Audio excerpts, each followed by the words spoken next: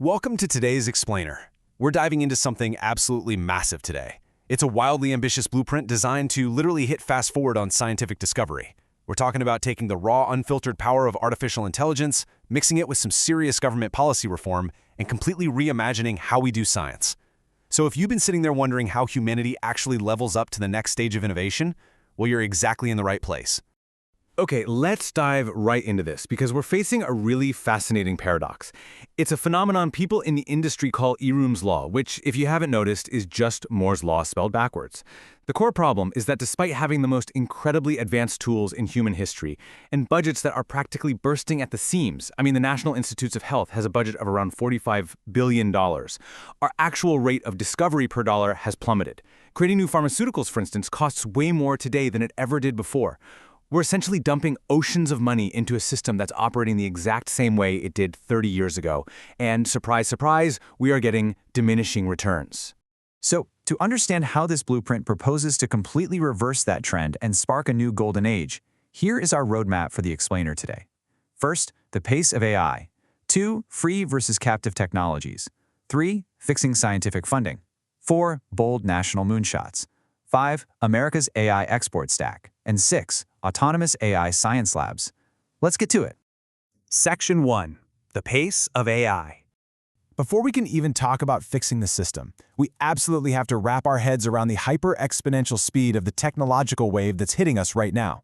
The expectation is that we will see as much progress in the next 10 years as we've seen in the entire last century. Just think about that for a second. Going from the horse-drawn carriage and the Ford Model T all the way to a SpaceX Starship took 100 years. We're poised to make that exact same leap in size and scope, but condensed into a single decade.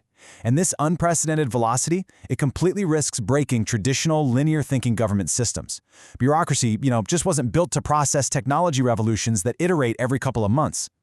Section 2. Free versus captive technologies. Let's move to and see how this builds a really useful mental model for how policymakers might actually handle this insane pace of innovation without suffocating it. You can basically drop new tech into two distinct buckets. First up, technologies that are born free. Think about the early internet in the 1990s. It moved so incredibly fast that the absolute best thing the government could do was just step back and get out of its way. If you try to regulate it too early, like, say, passing an AI Act before ChatGPT even exists, you end up making rules for a reality that's already vanished. But then, on the flip side, we have the second bucket, technologies born in captivity. This is stuff like commercial drone delivery or AI-powered medical diagnostics. These literally cannot be commercialized or deployed to the public unless the government affirmatively builds a regulatory structure for them. If the government drags its feet here, progress is held captive. Section 3. Fixing scientific funding. Now, what's really interesting about this is that if we actually want to unleash this new era, we have to look inward at our own structural roadblocks. Take a look at this staggering number, 71. That is the median age of an intramural scientist doing research at the NIH today.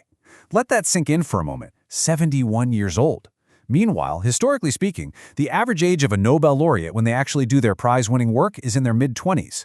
We've somehow built this deeply entrenched system that essentially forces young, brilliant minds to wait around for decades before they're finally handed the reins to test out their boldest ideas. And when they finally do get that funding, well, 45% of a researcher's time is spent just doing the administrative work associated with their grant. Almost half their time. The absolute crown jewels of our nation's intellect are bogged down by paperwork that was designed for human-paced discovery in a completely different era.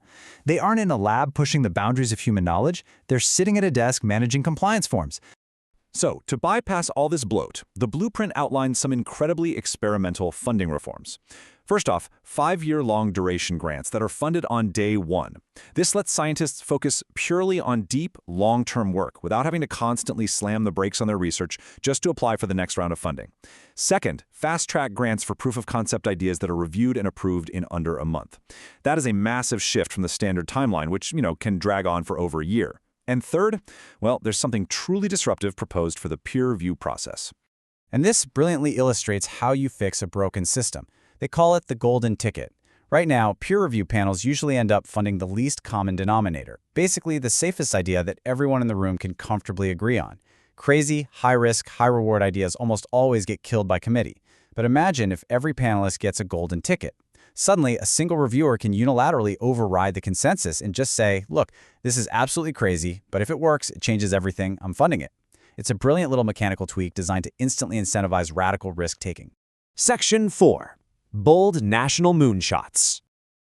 Okay, so now that the blueprint has proposed rebuilding the engine, where exactly are we driving? Well, check out this timeline.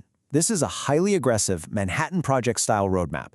We're talking about putting humanity back on the moon by 2028, placing a nuclear reactor in space with enough propulsion power to actually reach Mars also by 2028, and building the first physical elements of a permanent lunar base by 2030. The authors of the report argue that we absolutely need these kinds of audacious North Star goals to inspire a whole new generation to get into STEM. So the crucial point here is that these aren't just lofty sci-fi dreams. They're designed as mechanical policy shifts. You've got the Genesis mission, which explicitly aims to use AI for science. Directives for a scientifically relevant quantum computer and commercial fusion energy. Or take supersonic flight. The proposal suggests shifting regulations from an outright speed limit, which basically stalled innovation for 50 years, to a noise limit, meaning, hey, if you can fly faster than Mach 1 quietly, you are free to fly. These are missions explicitly structured to force major breakthroughs. Section 5. America's AI export stack. As all these domestic capabilities are just exploding, the blueprint also looks at how to package these homegrown advancements for massive global influence. Historically, if a foreign government wanted to build out AI infrastructure, they had to deal with a totally fragmented mess, buying chips from over here, models from over there, and trying to duct tape apps together from 7 different vendors. This new strategy completely flips that to counter heavily subsidized foreign exports. It envisions creating a turnkey package, the whole shebang. We're talking about combining the absolute best hardware, like NVIDIA chips, with premier open and closed source models, and then backing that entire stack with government financing from places like the Export-Import Bank. It creates an unmatched, economically viable package that is just infinitely easier for the rest of the world to actually purchase and deploy. Section 6. Autonomous AI Science Labs. Now we're getting to the absolute bleeding edge of this blueprint. This is the complete and total reimagining of the scientific process itself. We are talking about running closed-loop science entirely at machine speed. Just imagine the sequence for a second.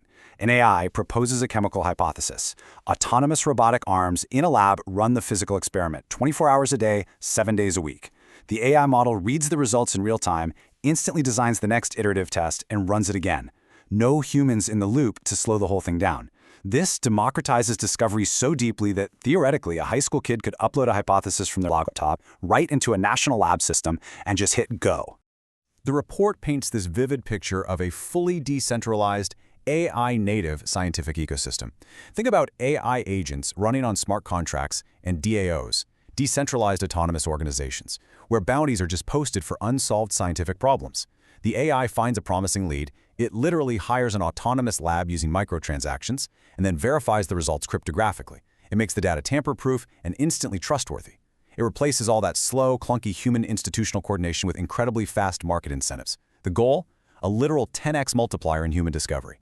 Which leaves us staring at a radically different future. We are talking about an autonomously expanding universe of knowledge happening faster than any human mind can even track. The policies, the funding, the tech, it's all lining right now to make this a reality. But as we step across the threshold into this proposed new golden age, the ultimate question remains. Are we truly ready as a society for human discovery to operate entirely at machine speed? Let that sit with you for a bit. Thanks so much for joining me on this explainer, and I'll catch you on the next one.